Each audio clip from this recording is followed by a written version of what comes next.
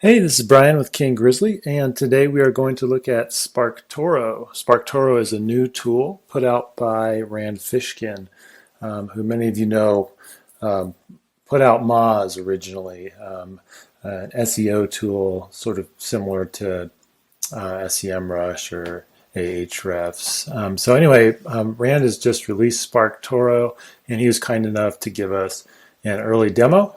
So what is SparkToro? SparkToro is meant for doing audience intelligence or market research on an audience. So ideally, when we're doing a digital project or coming up with a product, we need a good understanding of the audience and their motivations and who would be interested in such a product, right? So we can actually solve real problems. But we also want to know where those people hang out. Online. So where are they spending their time? Who are they following? What are they watching? A lot of that searching can be done manually, like in Google, but that would take forever. As if you watch this trailer video on their homepage, Rand will explain that. So let's take a look at the tool. So we have audience intelligence, compare audiences, profile search, and lists, and we'll just look through those. So for audience intelligence, you can search by different things like frequently talks about, or uses these words in their profile, follows a certain social account, visits the website. We're just trying to really get an idea of where an audience hangs out so we can communicate to them effectively. So let's say an audience, let's say running, right? So I've got a website or product related to the running niche. Let's search and see what happens. So what they've done is they've gone out and crawled websites and social profiles and created these profiled search results. So we can see this is a very large audience. In fact, it's probably too generic and large, but we can start to zoom in, right? But basically we can see who are the most influential accounts. No surprise, Runner's World is up there. I am surprised, how popular Brooks is. And then you actually have an individual athlete here on a social account. Interesting. There's 250 accounts that are followed by these people. What websites do people go to? Strava. That makes sense, right? So these feel very relevant. Then we get into podcasts. So let's say you want to buy an ad. Podcasts might be a great way to get to an audience right now. So what you can do is say, oh yeah, like these, I definitely would be interested in getting in one of these podcasts. You can add them to a list. So I've created a list called Running. So I'm going to go ahead and add that podcast there. Maybe I want to look into this Paula Radcliffe. Add to Running. So that's frequently talks about. We can look for these other factors. Like I said, frequently visits the website. So maybe, a popular, maybe I'm into ultra running, which is like really long distance running. I know that irunfar.com is a popular website for that.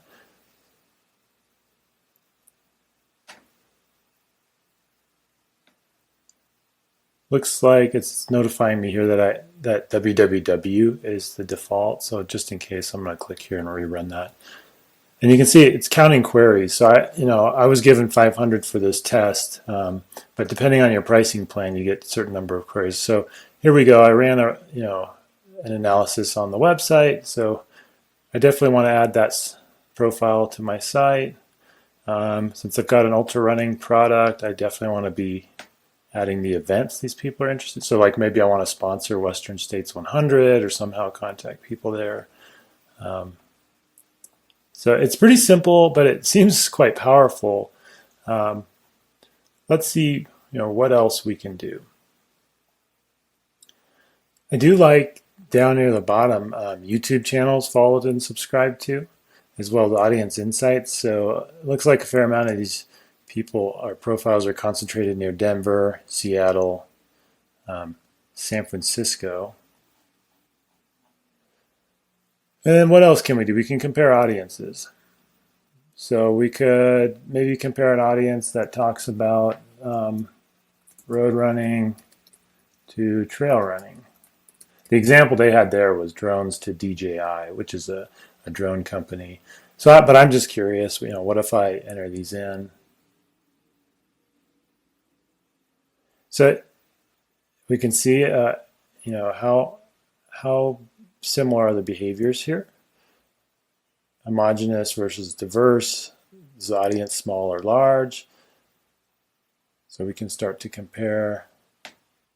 So for trail running, these are the top accounts, and these are the top accounts for road running. So you can see there's variance there. So it does make a difference. Same with over here, top phrases and bios. Interestingly enough, some of these people are into cycling. But on the right-hand side, we see things like mountain or ultra. So there's differences there. Top hashtags. What are the hashtags people are using? So I think you get the point.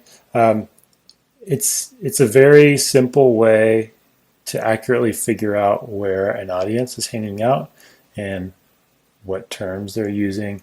There is this profile search, so I could go ahead and look at the Twitter profile for I Run Far, analyze it, get an idea of their audience. Frequently used words could give me some content ideas. Websites frequented, I might want to run ads on these, or try to get articles on there. Social accounts, I want to get connected to. So it's almost unfair. It's kind of like I could snipe all the top accounts that this audience is following and then get my message in front of them. So as far as I understand, that's the gist. If I click on lists, I can see the one I was starting to add these profiles to, so I could add podcasts and websites, social. So then I can actually export this as part of the project, audience intelligence. I'll click through a couple things here. There's resources. This is mostly informational things. And Rand's always good for putting out really interesting, useful articles. And then the plans. So free, you get 5 searches a month and a sampling of the results. But as you start to pay, then you get more searches, unlimited lists, and there's the pricing. Not exactly cheap. It feels simple. So these price points, they do feel kind of high, but what's the return on investment? So it seems like a tool worth testing out for a project and seeing how it helps. Anyway, hopefully that was useful. If you're interested, please consider subscribing. We try to put out lots of web and digital content, especially around assembling WordPress builds and strategic digital projects. All right, thanks for watching.